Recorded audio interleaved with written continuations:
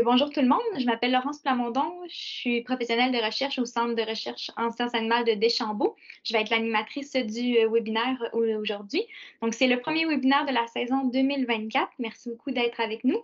On a la chance d'avoir Anna Maria avec nous aujourd'hui pour nous présenter les abeilles mélipones. Donc, je vais la laisser se présenter et par la suite faire la présentation qui pourrait durer là, à peu près 1 heure suivie d'une demi-heure de questions. Là, ça pourrait même aller un petit peu plus loin selon les questions qu'on va avoir, puis votre intérêt pour le sujet. Donc, Anna? Ok, merci beaucoup. Bonjour à tous et à toutes. Merci beaucoup d'être présents aujourd'hui pour cette présentation. Donc, je m'appelle Ana-Maria Quiroga-Arcila. Je suis étudiante au doctorat en biologie végétale de l'Université Laval. Et je suis sous la direction de Valérie Fournier et Pierre Giovinazzo. Et aujourd'hui, je vais vous présenter un peu le monde des abeilles standards, donc un peu le monde des abeilles mélipones. Donc, je peux pas vous voir, donc si jamais vous avez des questions, sentez-vous à l'aise de me demander, de m'interrompre au fur et à mesure si vous avez des questions. Euh, donc, je vais commencer pour vous présenter cette petite vidéo. Donc, c'est une vidéo où on peut voir au début comme certaines différences déjà de la colonie des nids des abeilles mélipones. Donc, on voit dans ces cas-là que c'est comme une petite spirale. Et on voit aussi la présence ici de la reine. Ici, au tout début de la vidéo, on peut voir la présence de la reine. Donc, ça, c'est comme un petit exemple de c'est quoi une colonie d'abeilles mélipones. Euh, donc, pour aujourd'hui, je vais vous parler un peu de l'origine et l'évolution des abeilles standards, la diversité et la distribution, donc la biogéographie des abeilles standards, un peu d'histoire, donc pourquoi ces abeilles ont été importantes comme dans l'histoire des pays comme plus tropicaux. Et certaines différences au fur et à mesure entre l'abeille domestique et les abeilles standards. On va voir aussi un peu les structures de la colonie et des nids, donc les sites de nidification, l'architecture de nids. On va voir si on a un peu le temps, on va parler à propos des SMH et l'accouplement. Et aussi, comment ça marche, la détermination de la reine, est-ce qu'il peut y avoir des reines dans une même colonie? On va parler aussi un peu des différentes castes qu'on va trouver dans les nids et aussi les mécanismes de défense qu'on peut trouver chez les abeilles standards. Et on va parler finalement de l'importance pour la conservation de la fleur comme plus natif des pays tropicaux, donc l'importance de l'activité de butinage et ainsi que l'obtention du matériel biologique. Donc ici dans la vidéo, c'était comme juste à côté d'une colonie des abeilles mélipones, des genres Mélipone. Donc on voit qu'il y avait comme plein d'abeilles, mais ça piquait pas. Et donc on va commencer avec un peu avec l'origine. Donc on sait que il y a plus de 20 000 espèces d'abeilles qu'on connaît, même si presque tout le monde connaît juste l'abeille domestique, on sait qu'il y a environ 20 000 espèces. Et de ces 20 000 espèces, les 5% présentent un certain degré de socialité. Donc, ils vont apporter des soins à la progéniture et ils vont avoir plus de générations dans les nids et il va voir le développement des castes. Donc, quand on parle des abeilles standards, on va parler des abeilles aussi corbiculées. Donc, les 20 000 espèces d'abeilles sont divisées en 7 familles, en 7 familles. Et une des plus importantes, c'est la famille Apidae. Et cette famille est divisée en quatre tribus. Donc, il y a la tribu Euglossini, que c'est les abeilles d'orchidées, que c'est les abeilles comme vertes et bleues, comme métallisées, hyper belles. Il y a aussi les abeilles Apini, que c'est les abeilles à miel. Donc ici, on va trouver environ 11 espèces. Et chez les abeilles de l'orchidée, 200 à 250 espèces ont été rapportées. Après, il va voir la tribu Bombini, que c'est les bourdons. Ici, on va trouver 250 espèces environ. Et finalement, Meliponini, que c'est les abeilles qu'on parle aujourd'hui, que c'est les abeilles standards. Donc ici, il y a rapporté 550 espèces environ, mais on croit que juste dans les néotropiques, il pourrait y avoir environ 500 espèces. Donc le problème avec les Meliponini, c'est que c'est une tribu qui est peu étudiée. Et le problème est qu'il existe une grande variabilité dans l'Amazonie, que c'est une variabilité génétique qu'on n'a pas trop étudiée vu que comme c'est difficile de se rendre, etc. Donc, il y a beaucoup d'espèces qui ne sont pas décrites encore.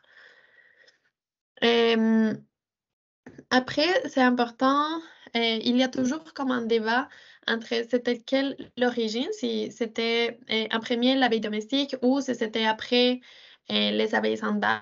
Donc, si les dards étaient comme une évolution après ou si c'était les dards qui a été perdu. Donc, ça, on peut le savoir avec des fossiles qui ont été trouvés. Donc, les fossiles les plus anciens du genre Apis datent de 34 millions d'années.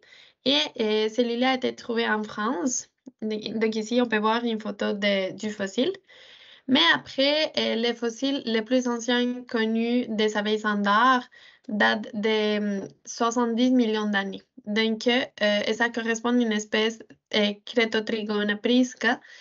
Et cette fossile a été trouvée en New Jersey. Donc, on pense que les mélipones ont donné l'origine aux abeilles, aux abeilles domestiques mellifères, donc Apis. Donc, on pense que les dards étaient comme une évolution, entrée évolutive après qui vient des abeilles sans dard. Donc, euh, et ici, c'est important de comment distinguer les mélipones des autres abeilles parce que il y a un problème avec les abeilles standards et c'est qu'il y a certaines espèces qui sont similaires à l'abeille domestique. Donc, moi, je viens de la Colombie et ça arrivait souvent que les paysans et les personnes plus en campagne pensaient que des fois les abeilles standards, surtout l'espèce Melipona burnia, c'est une espèce qui est vraiment similaire à l'abeille domestique. Donc, les personnes pensaient que c'était Apis mellifera. Donc, et en Colombie, on a l'abeille africanisée. Donc, les personnes normalement tuaient ces abeilles-là. Donc, c'est quand même important de savoir distinguer les mélipones des autres abeilles. Et c'est sûr que les traits que je suis en train de montrer, c'est pas des traits qu'on peut comme voir à l'œil nu, qu'on peut voir comme juste d'une certaine, comme avec une rapidité. Mais les traits les plus importants, c'est la présence, l'expansion des bases postérieures. Et donc ici, aussi l'absence de auricule, que c'est cette petite partie-là. Donc il y a une absence par rapport à l'abeille domestique. Et le trait le plus important sur lequel je vais me focuser, c'est la vénation des ailes. On sait qu'il y a une vénation des ailes qui est réduite parce que les ancêtres, normalement les abeilles mélipones sont des abeilles hyper petites, donc la taille du corps n'était pas assez grande pour bien développer la vénation des ailes. Donc, on voit par exemple la vénation d'Apis mellifera versus Tetragonis cangustula, que c'est l'espèce comme la plus étudiée des abeilles mélipones. Et on voit que la vénation est vraiment réduite par rapport à elle des Apis mellifera. Après, on va voir un peu la distribution des espèces des abeilles standards. Donc, on sait déjà qu'il existe 550 espèces et cette espèce appartient à 58 genres qui ont été décrits à date. Et on voit que la distribution, c'est surtout dans la région néotropicale.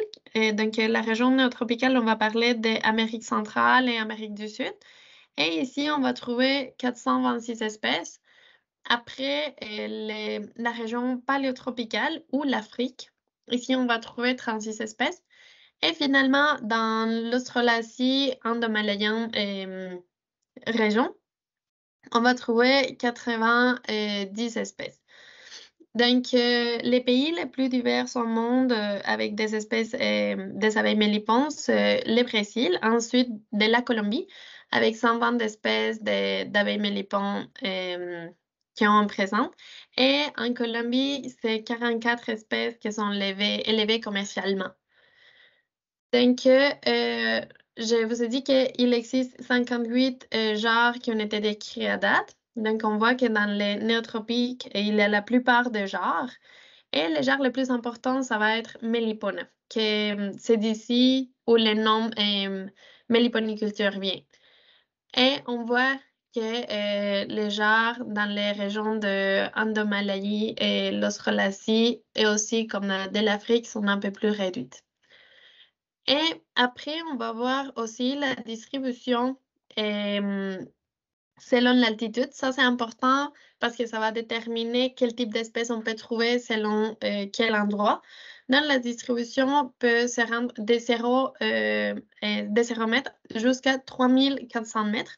Ça, c'est Melipona nigrensis et c'est comme un cas qui a été trouvé dans les centres de la Colombie, mais c'était un cas comme vraiment exceptionnel parce que normalement, la plupart des espèces vont être concentrées entre les 500 et les 1500 mètres. Et vont être surtout trouvées dans la forêt tropicale, mais elles peuvent être trouvées aussi dans la forêt sèche tropicale et les forêts très humides.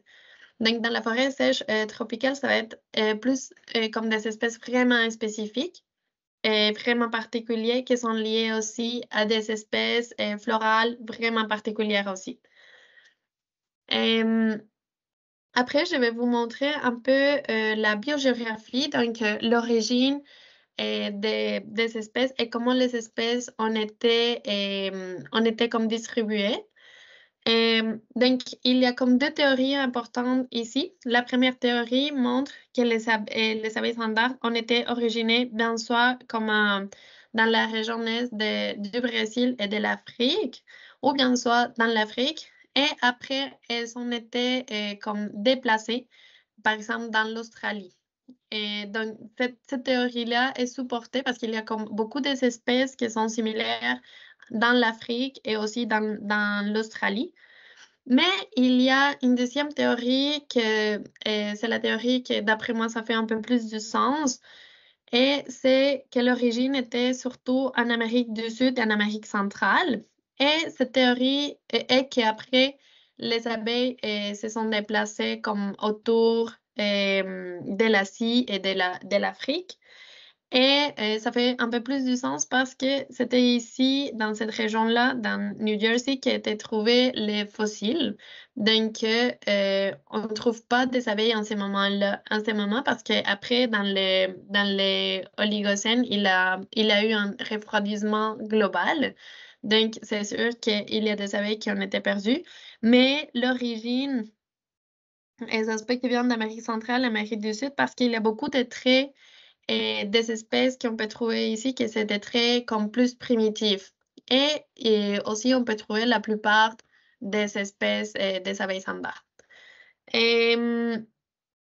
Donc, il y a une autre question ici, c'est normalement, les abeilles standards vont voler jusqu'à 300 mètres environ. Donc, on se demande comment sont-elles arrivées sur les îles, sur les autres continents. Donc, il y a certaines théories pour ça, mais on ne sait pas vraiment pourquoi. On ne sait pas tout à fait comme la réponse. Mais il y a certaines théories que c'est par rapport au déplacement avec des îles flottantes. Et cette théorie est formulée à partir des observations dans l'Amazonie. Il y avait comme des parties de l'Amazonie qui partaient avec des animaux, etc. Donc, des petites îles qui sont parties. Donc, ça se peut que les mélipones étaient déplacés comme ça. Aussi, en raison des humains, des déplacements avec les humains, ou les liens intercontinentaux qui existaient avant. Donc, admettons le détroit de Bering, où avant, la Colombie était comme collée à Yucatan. Et il y a d'autres questions que c'est important, et c'est comme Je vous ai dit que les fossiles les plus anciens trouvés, c'était à New Jersey, mais c'est sûr que là-bas, on ne trouve pas actuellement des abeilles standards. Donc, pourquoi les mélipones ne résistent pas au froid? Et on croit que c'est à cause du système de thermorégulation. Donc, on parle des abeilles qui sont beaucoup plus petites. Donc, les systèmes pour garder les courants au chaud, c'est pas si efficace que celui-là qui a, par exemple, les bourdons ou même Apis mellifera. Et donc aussi, je vais vous montrer rapidement un peu d'histoire et les origines de la méliponiculture et pourquoi c'est important la méliponiculture dans les pays tropicaux. Et souvent, ça se peut que vous avez entendu parler de Melipona que c'est l'abeille du Mexique. Et c'était une espèce qui s'était élevée par les Mayas et les Aztécas. Et normalement, c'était important dans la culture des peuples autochtones. Et aussi, au Brésil, il y avait un peuple autochtone appelé des Kayapos. Et on classait environ 34 espèces et ils ont fait la semi-domestication et ils ont travaillé avec la pollinisation avec des espèces des abeilles standards. Et euh, par rapport à la Colombie, dans la Colombie, c'est vraiment important pour le revenu de l'agriculture familiale, pour favoriser la conservation des espèces indigènes, des plantes indigènes, et aussi pour la pollinisation des cultures.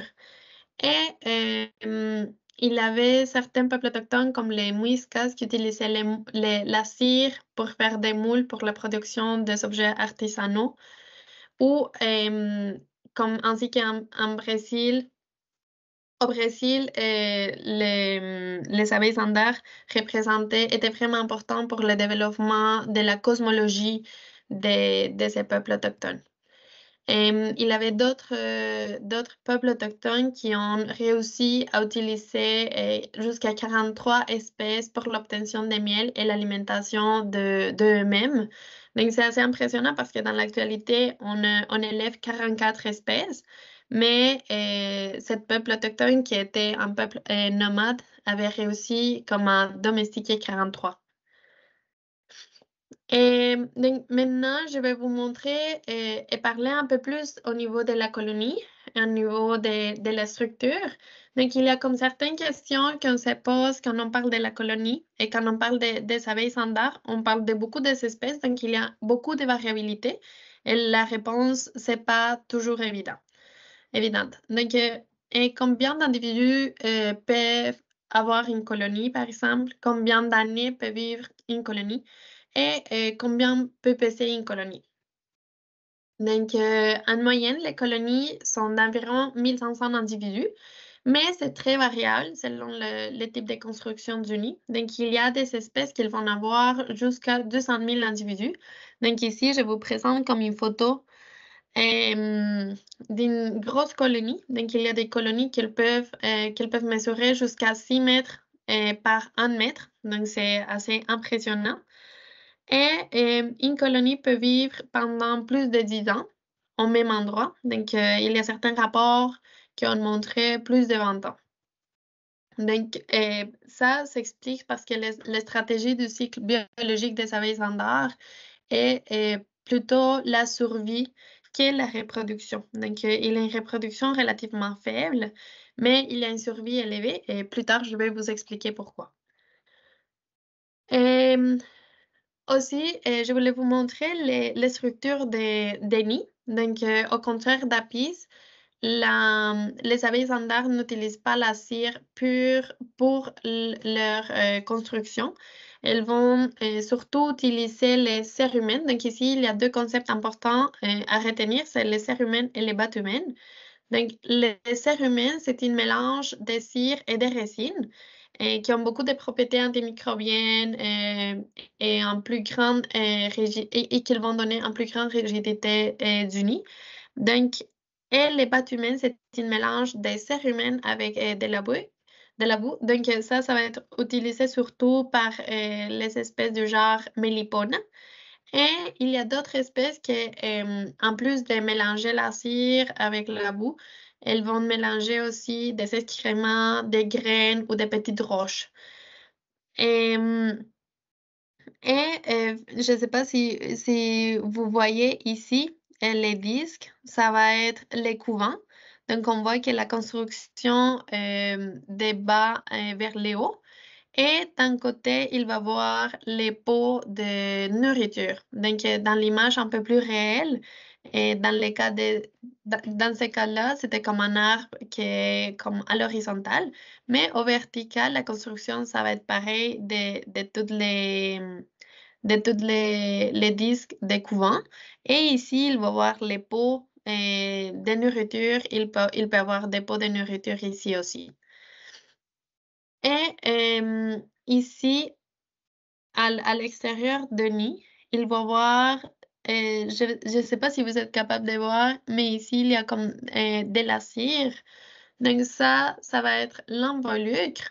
Donc l'involucre, c'est une structure qui est protectrice et qui est composée de plusieurs couches de cérumen. Et il va séparer les couvents du reste du nid. Donc le nombre de couches va dépendre de la température dans laquelle le nid se trouve. Donc dans les températures plus chaudes, il va y avoir moins de couches d'involucre.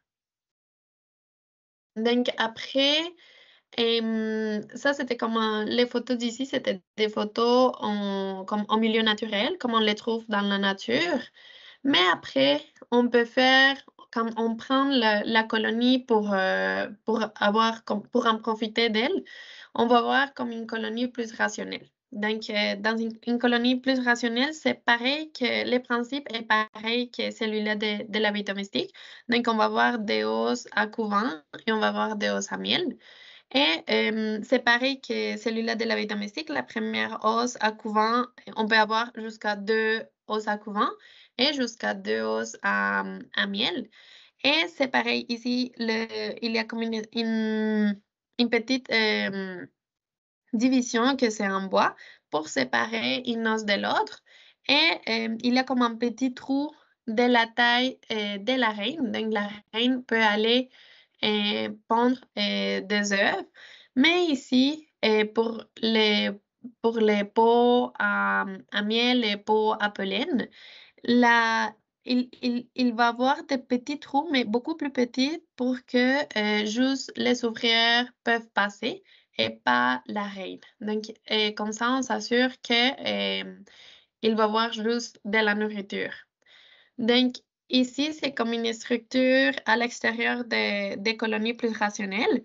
Donc, on peut le faire avec du bois. Et je ne sais pas si vous voyez ici, c'est du tape. Alors, le tape, c'est pour protéger des foridés, qui c'est comme un des principaux problèmes pour la santé des abeilles standards. Donc, ça, c'est pour protéger des foridés.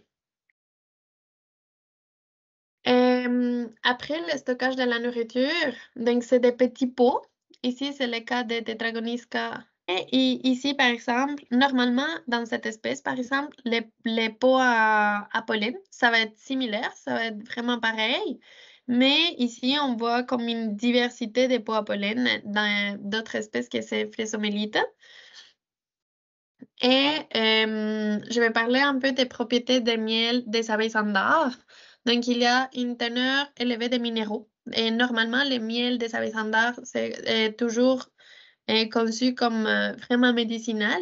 Et c'est à cause de la teneur élevée des minéraux, la teneur élevée de triallulose, que c'est un type de sucre qu'il y a chez certaines espèces et que c'est potentiellement bénéfique pour la santé. Aussi, le miel des abeilles standards et le contenu d'eau est beaucoup plus élevé à celui-là d'abeilles domestiques. Donc, ici, on va voir les 30% de teneur d'eau. Donc, normalement, il va y avoir un processus de fermentation.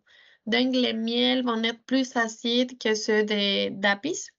Et cette acidité, on pense que c'est responsable des propriétés antioxydantes et médicinales du miel. Et par exemple, le miel de Tetragonis angustula, c'est une huile qui est vraiment connue pour traiter des maladies dans les yeux.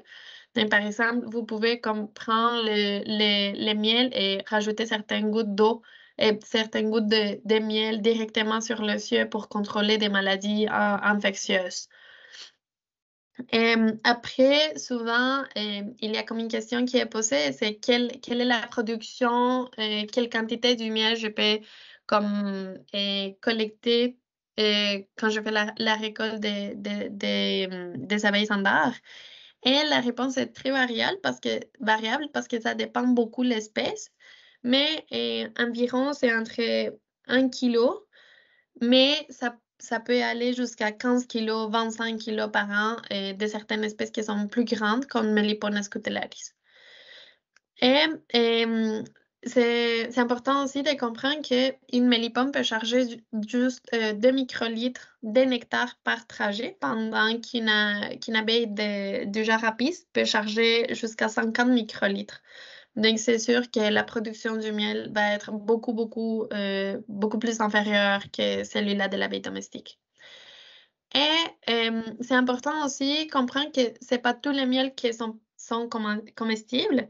Donc, il y a certaines espèces du genre Trigona qui vont recueillir des excréments ou des charognes. Donc, c'est sûr que c'est un miel qu'on ne peut pas manger.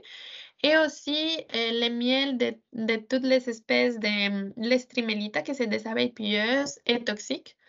Et je n'ai pas de connaissance de pourquoi il est toxique, mais c'est comme un miel qu'on sait qu'on ne peut pas manger. Donc après, je vais vous montrer un peu comment ça marche, les attirants et les pièges pour attirer les abeilles standards. Mais pour ça, c'est important de comprendre la diversité des localisations qu'on peut trouver les nids, parce que ça va déterminer le type de pièges qu'on peut utiliser. Donc, la plupart des espèces vont aller faire leur nid dans les cavités des arbres. Donc, même s'il y a une large variété de sites de nidification, et la plupart, c'est dans les cavités des arbres, mais c'est important de comprendre que dans une même espèce, il peut y avoir différentes préférences de construction, de localisation des nids. Donc, il y a une plasticité comportementale intraspécifique dans les habitudes de nidification. Donc, la première, c'est dans les cavités des arbres. Et ici, c'est important de savoir l'auteur des nids. Parce qu'avec ça, je vais vous expliquer un peu plus tard, mais avec ça, on va déterminer l'auteur où on va mettre les pièges ou les attrayants. Donc, il y a ça dépend beaucoup de la pression des prédateurs et les préférences des espèces. Donc, ça peut varier de 5 à 25 mètres. Et ça dépend beaucoup de la préférence d'espèces parce que, par exemple, dans le cas de Melipona quadrifasciata, presque tous les nids ont été trouvés dans une seule espèce d'arbre. D'ici aussi l'importance de conserver comme la fleur comme endémique d'un endroit. Mais par exemple, Tetragonis cangustula, c'est une espèce qu'on trouvait toujours, la plupart du temps, dans les constructions humaines. Donc, on les trouvait souvent à l'intérieur des boîtes d'électricité, comme des fils d'électricité.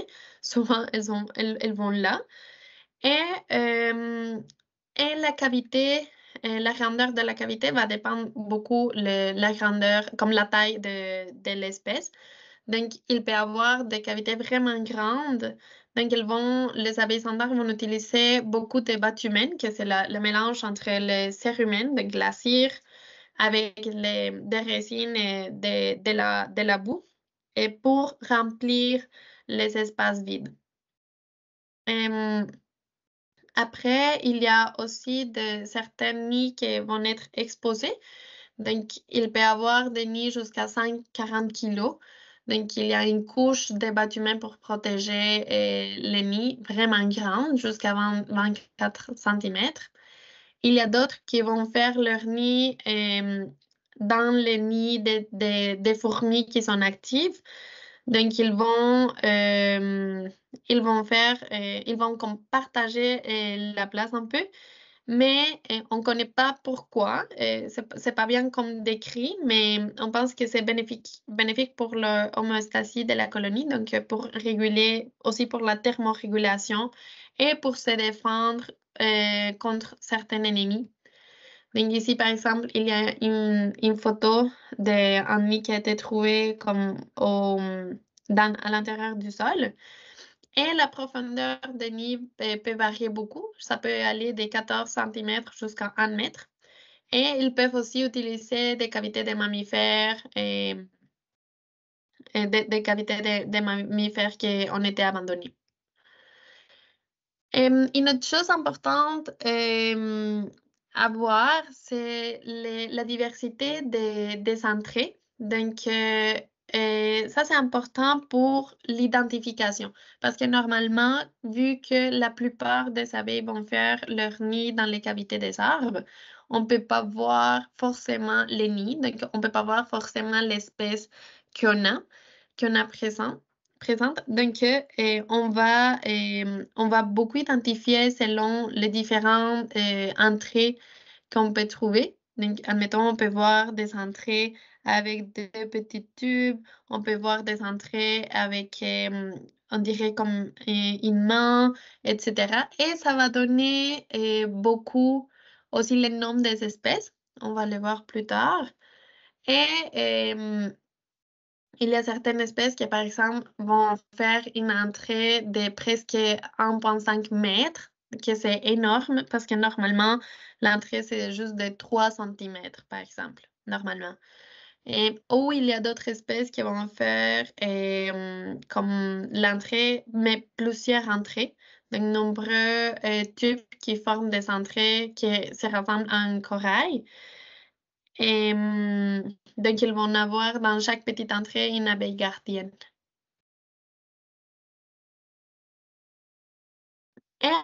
Et ainsi, comme il y a une diversité d'entrées, il y a aussi une diversité de l'architecture des nids. Donc, il y a un gros six types de nids. La première, c'est le nid horizontal ou en disque. Et c'est la plupart des espèces qui vont faire ce type de nid-là. Il y a aussi une disposition irrégulière ou demi-nid. Il y a aussi un spirale, il y a un cluster, que c'est juste certaines espèces. Et la construction verticale, c'est beaucoup plus rare, c'est juste certaines espèces. Donc, il y a vertical juste avec une couche, ou il y a vertical avec deux couches de courant comme ici. Donc, dans ces graphiques, je vous montre la distribution de l'architecture. Donc, on voit que la plupart des espèces vont faire leur nid avec des disques. Et c'est surtout les petites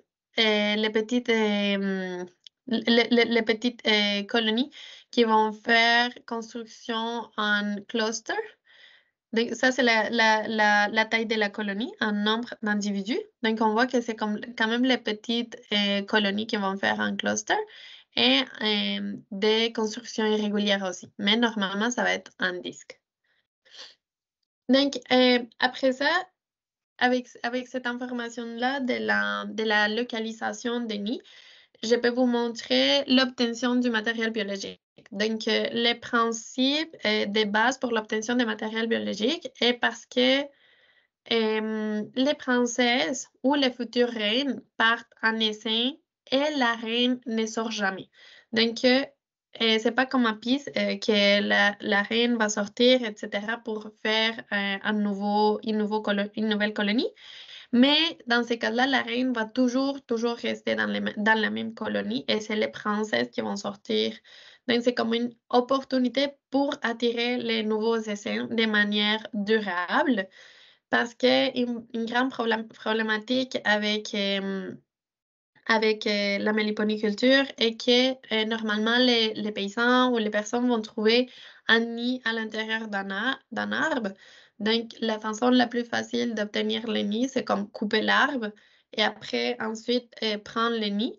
Mais de cette façon-là, il y a deux problèmes, c'est qu'on coupe l'arbre et ensuite, il y a un grand risque de tuer les nids parce que le problème, c'est que à chaque fois qu'on prend le nid, on doit toujours garder la même direction. Donc, si le nid est construit d'une façon un peu comme à 45 degrés ou à 90 degrés, etc., il faut comme garder la même position pour s'assurer de ne pas verser le miel parce que normalement, les pots de miel vont être placés d'une façon qui ne va pas toucher les couvents. Et donc, si on change la position, comme si c'était horizontal et on les place différemment, ça risque de verser le miel et tuer la reine. Donc, et on peut tuer aussi les couvents et les individus qui sont aussi super petits. Donc, les attrayants, c'est comme la façon la plus durable pour utiliser et pour garder comme pour conserver les abeilles.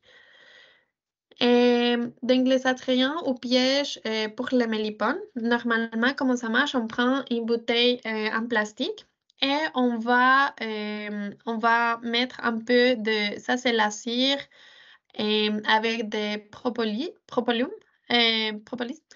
Et normalement, dans ces cas-là, dans la photo, il y avait beaucoup, mais ce qu'on faisait, on le faisait juste à l'entrée.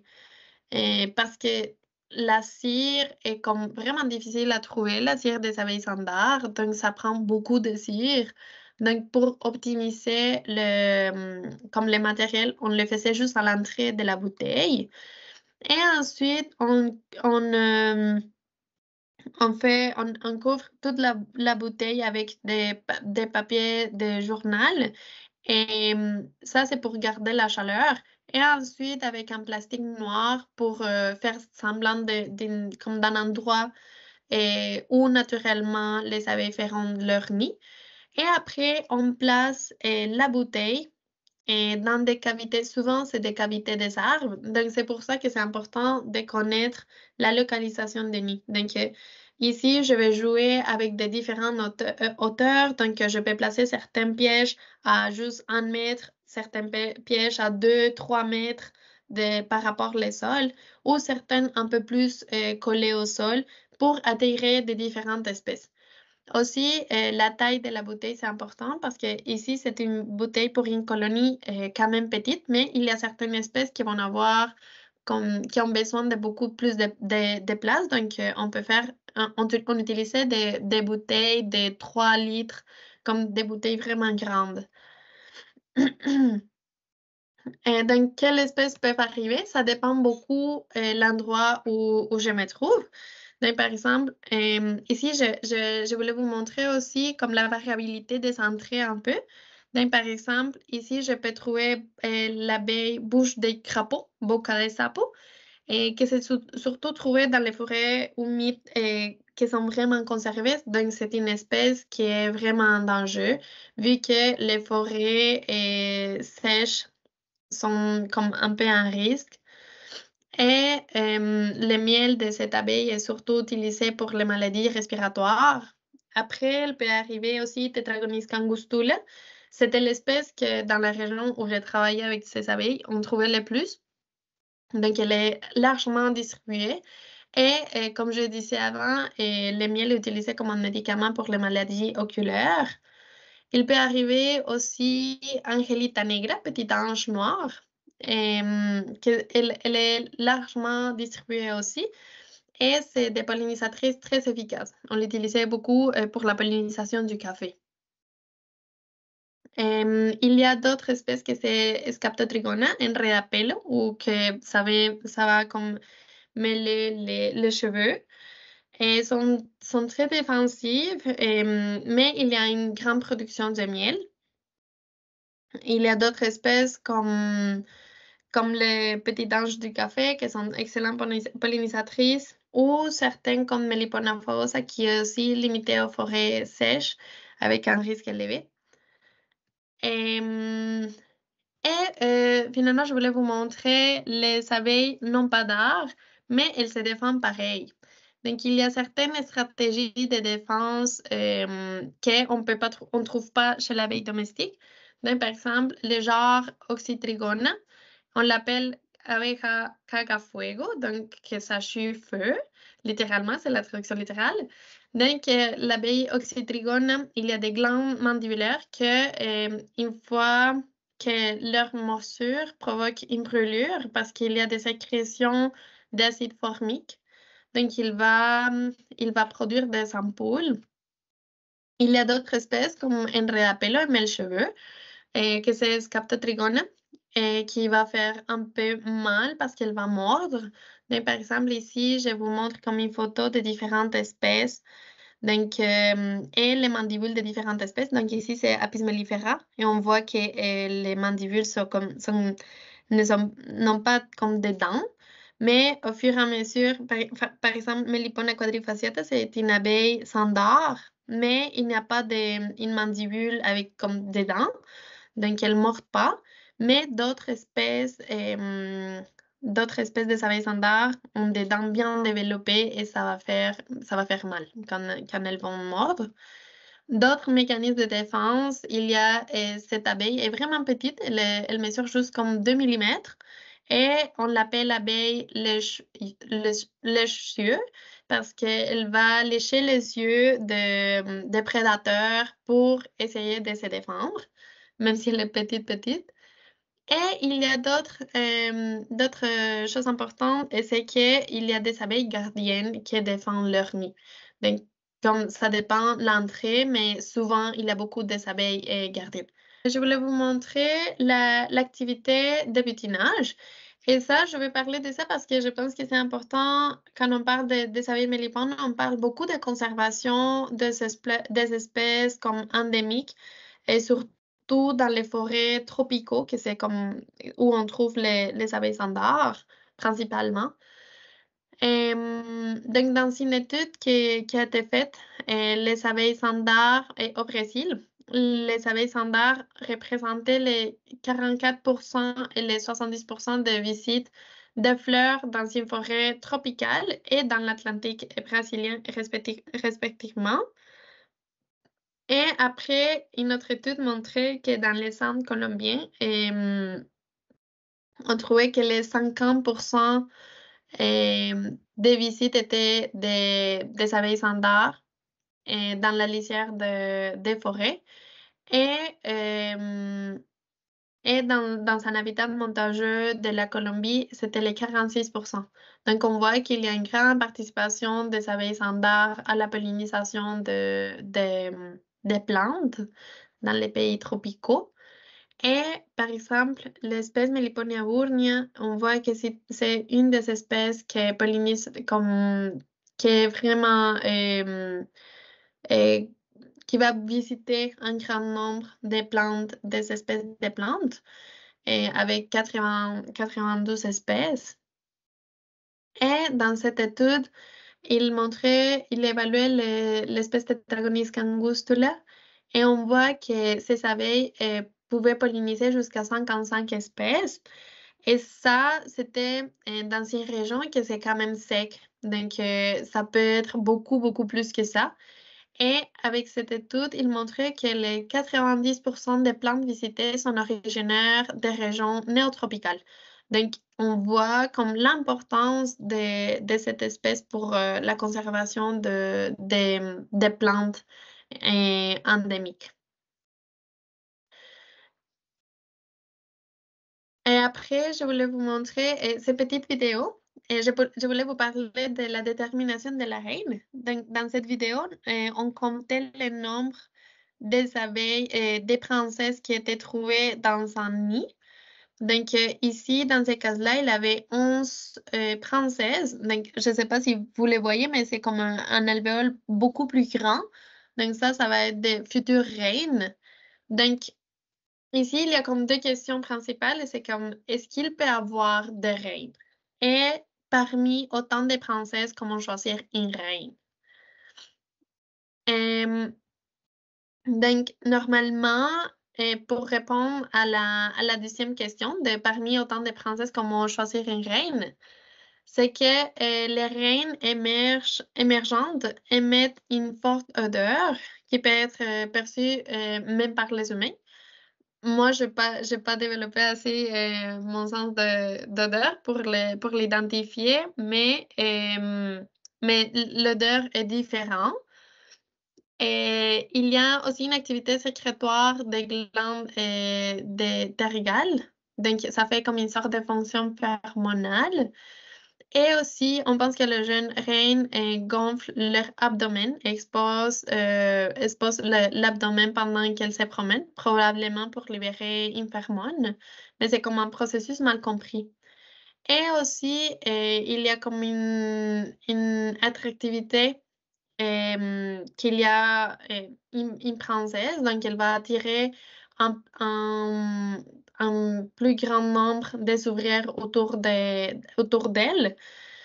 Et les ouvrières semblent préférer des grandes reines. Et les reines qui sont rejetées, des fois, vont essayer aller visiter d'autres colonies, comme le cas de Melipona scutellaris. Et qu'est-ce qui se passe avec les princesses aussi, c'est qu'ils vont voir des chambres d'emprisonnement des reines non fécondées, donc des princesses. Donc, il va voir, c'est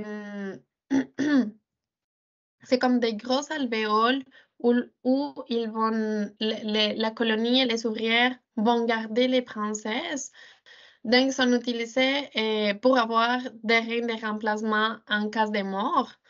Il y a, contrairement à Apis, les mélipones ont une production élevée de reines. Donc, il y a des colonies où il a trouvé 132 reines dans une même colonie. Et les chambres sont construites dans des vieux pots de miel.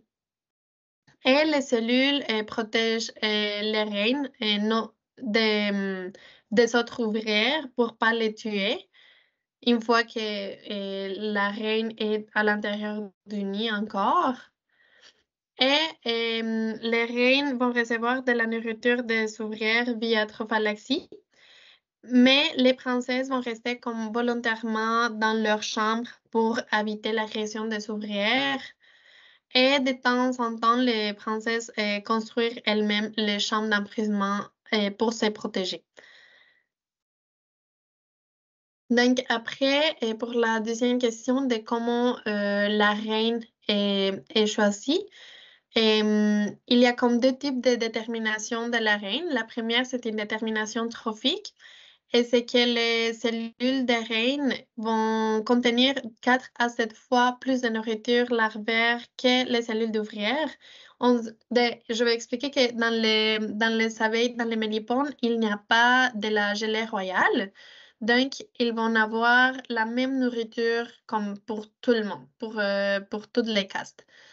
Et donc, ça va dépendre de la quantité de nourriture que la reine va recevoir. Et les espèces de construction en cluster, comme ici, la larve de la reine va avoir accès à deux cellules qui sont adjacentes l'une de l'autre pour se nourrir pour se nourrir un peu plus. Mais il y a d'autres types de détermination que c'est la plus importante, c'est comme la plus intéressante d'après moi parce que c'est assez rare. Et c'est juste dans le genre Mélipone. Il y a les reines, les ouvrières et les mâles sont élevés dans des cellules de la même taille. Donc, la détermination va être génétique. Le problème, c'est que les raisons ne sont pas bien connues. Il y a juste certaines hypothèses.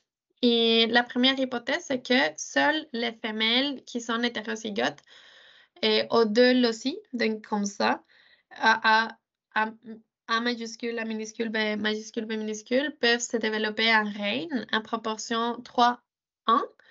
Et ça, c'est supporté parce que normalement, dans cette espèce, les 25 de la couvée femelle se développent en reine. Et ensuite, la deuxième théorie, c'est que c'est un mélange génétique et de la quantité de nourriture que les reines vont recevoir. Et la troisième, c'est à cause des sécrétions glandulaires des ouvrières. Donc, il y a d'autres choses vraiment intéressantes et c'est que chez les abeilles standards, on peut trouver des reines multiples. C'est pas dans toutes les espèces, c'est des cas assez rares aussi. C'est surtout chez le genre Melipona. Et donc ici, par exemple, dans cette photo, on peut voir deux reines physiogastriques, donc avec l'abdomen gonflé, donc déjà fécondées, des reines fécondées. Et ici, par exemple, il y a des cas où s'étaient trouvées 8 reines physiogastriques, donc fécondées, coexistant dans une même colonie. Et il y a à date juste une espèce qui est où la polygénie est stable et polaire. Et, les reines ne montraient pas comme d'agressivité les unes envers les autres. Et ici, il y a aussi comme une certaine attraction des ouvrières vers certaines reines. Donc, les ouvrières vont aller nourrir plus certaines reines que d'autres. Et la seule chose avec ça, même si c'est super intéressant, c'était une chose que c'est vraiment pas connue. C'est comme, on connaît pas quel est l'avantage d'avoir 8 reines dans une même colonie. Ou s'il y a quelque chose d'évolutif, c'est comme une chose que c'est pas bien étudiée. Et donc, après, je vais vous montrer je vais vous en parler un peu des castes. Donc, ici, on voit une photo de la reine, des ouvrières et les mâles. Et dans le cas de Melipona, comme je vous ai dit, et ici, les ouvrières, excusez, il n'y a pas de mâles. Ici, les ouvrières et la reine vont être à peu près de la même taille et même un peu plus petites. Mais ici, dans les autres espèces, il y a comme une grande différence entre la reine et les ouvrières. Donc, la reine peut mesurer plus que les ouvrières, normalement. Et les ailes et la tête sont plus petites. Et les reines deviennent beaucoup plus physiogastriques, donc à l'abdomen distendu. Et les colonies sont généralement monogyneuses, donc juste avec une reine, sauf le cas que je viens de vous montrer.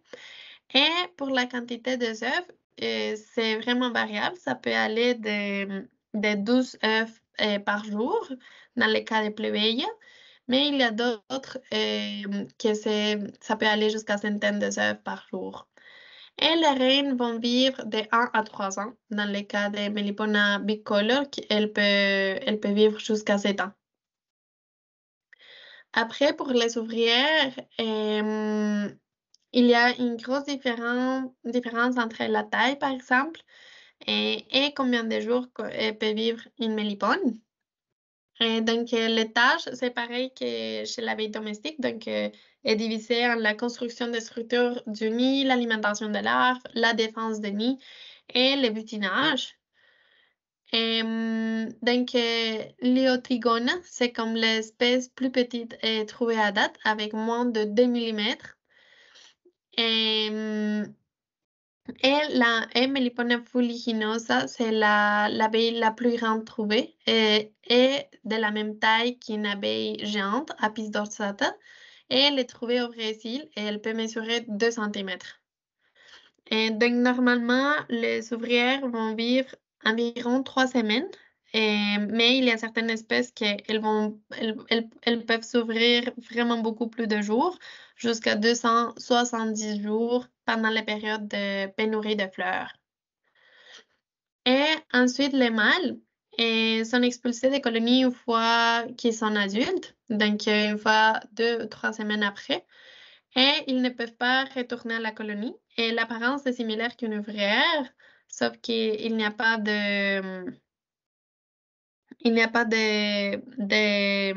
la tibia postérieure est réduite, mais il y a certaines espèces asiatiques que les mâles ont des tibias similaires à ceux des ouvrières. Donc, ces mâles ont été vus boutiner des pollens et des propolis. Mais c'est quand même rare. Et les mâles peuvent vivre de 16 à 21 jours. Et donc, le processus de ponte Et ici, on peut voir une vidéo de la reine qui est en train de pondre des œufs. Et le processus, comment ça marche, c'est que les cellules sont remplies avec la nourriture larvaire. Jusqu'à 2/3 de la cellule est remplie avec ça. Après, il commence le processus d'ovoposition. Donc, la reine va pondre. Après, la cellule va être fermée immédiatement jusqu'à l'émergence de l'abeille. Donc, une fois l'abeille est prête à émerger, une fois il y a l'émergence de l'abeille, il va y avoir une suppression de la cellule. Donc, chaque cellule est utilisée juste une fois versus Apis mellifera qu'il va continuer à utiliser la même cellule. Et les ouvrières commencent souvent à construire un nouveau nid avant que les précédents ne soient terminés. Donc, je vais vous montrer un peu le processus de la ponte, mais les couvents au centre est toujours plus vieux que les couvents à la périphérie. Donc, par exemple, ici, le processus dans la construction horizontale, donc la construction en disque, que je vais vous montrer que c'était la plus normale, la plus courante. C'est que, admettons, ça, c'est la première, comme le premier disque de construction des nids. Donc, il va y avoir des œufs qui sont mis ici. Après, avant de finir le premier disque, la reine va commencer à pondre dans le deuxième en dessous. Et comme ça va se répéter. Donc, ça fait une sorte qu'à la fin, on va voir des adultes au centre et dans la périphérie, il va voir les œufs et les couvents plus jeunes. Après, pour la construction en spirale, ça va être pareil. La différence, c'est qu'il va aller ça va commencer ici, dans le 1, et ça va aller comme ça. Donc, ça va rester pareil qu'au centre de la spirale, il va voir les adultes en premier. Et après, pour la construction en cluster, la construction avance dans toutes les directions, mais il y a une tendance à avancer du centre vers la périphérie encore. Et ici, je vais vous montrer les stades de développement parce que je vais vous expliquer un peu les différences avec Apis mellifera. Et c'est surtout dans la duration totale des stades de développement. Donc, par exemple, un mâle, ça va prendre 53 jours en moyenne pour obtenir les mâles. La reine, ça va prendre 50 jours et les ouvrières 52 jours. Ici, c'est l'exemple de Mélipone. Donc, comme je vous ai dit, dans le genre Mélipone, la détermination de la reine, etc., ça va être génétique. Donc, on voit que le temps, c'est assez similaire entre la reine, les ouvrières et les mâles. Et c'est pour ça que je vous ai dit que chez Mélipone, la reine est un petit peu plus petite. Tandis que chez l'abeille domestique, Apis, un mâle va être produit en 24 jours, une reine 16 jours, une ouvrière 21 jours. Donc, c'est pour ça que je vous disais que chez l'abeille et chez les abeilles standards vont pas faire beaucoup d'essais parce que ça prend beaucoup plus de temps de produire une reine, de produire une ouvrière, etc. Donc, elles vont privilégier rester comme dans les mêmes nids dans plusieurs comme temps. Donc, les abeilles standards vont privilégier comme la survie à la reproduction vu que ça prend beaucoup plus de temps la production des individus. Et je vais vous parler aussi du processus d'essaimage et d'accouplement parce que c'est un peu différent que chez l'abeille domestique. Donc ici, on peut voir comme un rassemblement de beaucoup de mâles. Et donc, il y a comme 5 étapes comme principales dans le processus d'essaimage. Et la première, c'est la reconnaissance et préparation, la reconnaissance de l'endroit, la préparation pour l'essaimage. Ensuite, le transport des matériaux de construction et de nourriture. Ensuite, l'arrivée de la reine, l'arrivée des mâles et finalement l'accouplement. Donc, la première étape, c'est que la reine non fécondée ou la reine vierge, c'est elle qui quitte le nid, tandis que la reine mère reste dans le nid. Et ça s'explique parce que les reines fécondées sont en grande partie incapables de voler et parce elles deviennent vraiment beaucoup plus grandes avec l'abdomen et les selles sont gravement endommagées. Donc, elles peuvent pas voler. Donc, c'est les nouvelles reines qui vont sortir. Donc, ici, c'était ça que j'ai dit, c'est important pour ça la méthodologie des attirants et des pièges, justement pour éviter la perturbation environnementale. Et ici, vu que les abeilles standards vont privilégier la survie, on voit que ces abeilles vont essaimer juste 0,7 fois par an, tandis que les abeilles standards, je pense qu'elles peuvent essaimer 2, 3 fois par année. Et normalement, les reines vont voler jusqu'à 2 mètres, jusqu'à 100 mètres. Et il y a même des reines qui ont trouvé qu'ils vont essaimer juste à côté, comme dans un trou juste à côté de leur nid d'origine. Et après, pour la reconnaissance et préparation, il y a des scouts qui vont aller voir les nouveaux sites. Donc, plusieurs jours avant les images, ils vont faire un nettoyage les nouveaux endroits ou admettons la cavité des arbres. Et ils vont laisser des marques chimiques près du site du nid pour aider les autres ouvrières à localiser le nouvel endroit. Et il y a comme un 10 à 30% des ouvrières qui vont quitter la colonie. Après, il va voir comme une connexion entre le nid d'origine et le nid final. Et il va voir un lien entre la colonie mère et fille de 2 jours à 6 mois environ, selon l'espèce. Donc, les ouvrières, après de préparer tout l'endroit et de remplir les endroits vides avec des bâtiments, elles vont construire les tubes d'entrée et elles vont commencer à construire les premières cellules de reproduction et l'involucre, donc la couche des serres humaines ou des cires qui va protéger les couvents. Et la première oviposition va commencer dans les 3 jours de semaine après.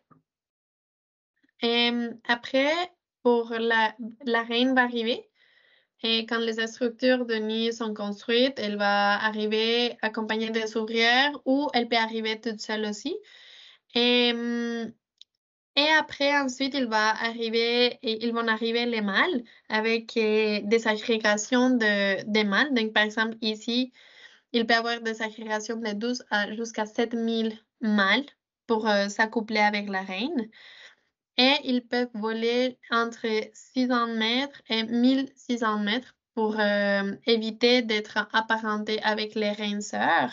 Donc, rappelez-vous que je vous ai dit que normalement, les reines et les ouvrières vont voler jusqu'à 200 mètres. Donc, ça garantit qu'il n'y a pas il n'y a pas d'accouplement entre sœurs et frères. Et les mâles peuvent provenir jusqu'à 132 colonies.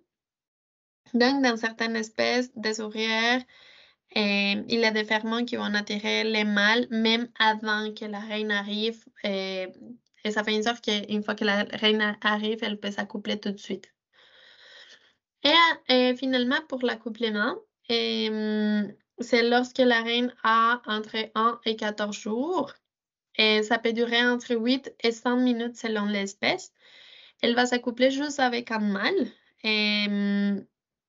Parce que normalement, les reines qui s'accouplent avec plusieurs mâles sont normalement rejetées.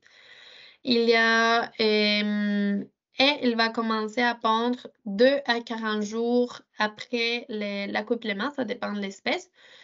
Et la sélection du mâle pour s'accoupler, c'est pas encore bien compris. Donc, on ne sait pas comment elle peut choisir les mâles. Et, et finalement, les reines qui sont déjà fécondées peuvent rester attrayantes pour les mâles. Donc, admettons, ici, on voit une reine avec la physiogastrie, avec l'abdomen comme déjà fécondé, mais elle reste attirante pour les mâles. Donc, c'était ça que je voulais vous montrer. Donc, je ne sais pas si vous avez des questions par rapport à quelles sont les principales différences que vous avez trouvées entre les abeilles standards et les abeilles domestiques.